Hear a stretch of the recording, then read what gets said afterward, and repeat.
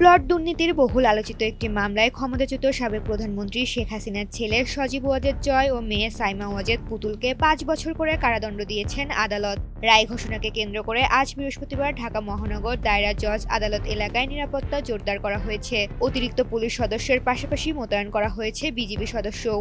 এই মামলায় গ্রেপ্তার হয়ে কারাগারে থাকা একমাত্র আসামি রাজুকের সাবেক সদস্য মোহাম্মদ খুরশিদ আলমের পক্ষ থেকে গত রবিবার যুক্তিতর্ক উপস্থাপন শেষ হয়। পলাতক থাকায় জয় ও পুতুল সহ অন্যান্য আসামিদের পক্ষ থেকে কোনো যুক্তিতর্ক উপস্থাপন হয়নি। দুদকের দায়ের করা পৃথক ৬টি মামলার সূত্রে জানা যায়, সাবেক প্রধানমন্ত্রী শেখ হাসিনা ও তার পরিবারের সদস্যরা সরকারের উচ্চপদস্থ পদে থাকাকালীন ক্ষমতার অপব্যবহার করে পূর্বাচল আবাসন প্রকল্পের ২৭ নম্বর সেক্টরে অযোগ্য হওয়া সত্ত্বেও ১০ কাঠা করে প্লট বরাদ্দ নেন। গত জানুয়ারি মাসে এই দুর্নীতির অভিযোগে দুদক মামলাগুলো দায়ের করে। মামলায় শেখ হাসিনা, জয়, পুতুল ছাড়াও শেখ রেহানা সহ শেখ পরিবারের আরও সদস্য এবং জাতীয় গৃহায়ন ও রাজুকের বেশ কয়েকজন কর্মকর্তাকে আসামি করা হয়।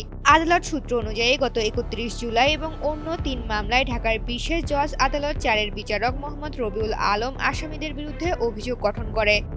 ঋতুপর্ণা, জনকণ্ঠ।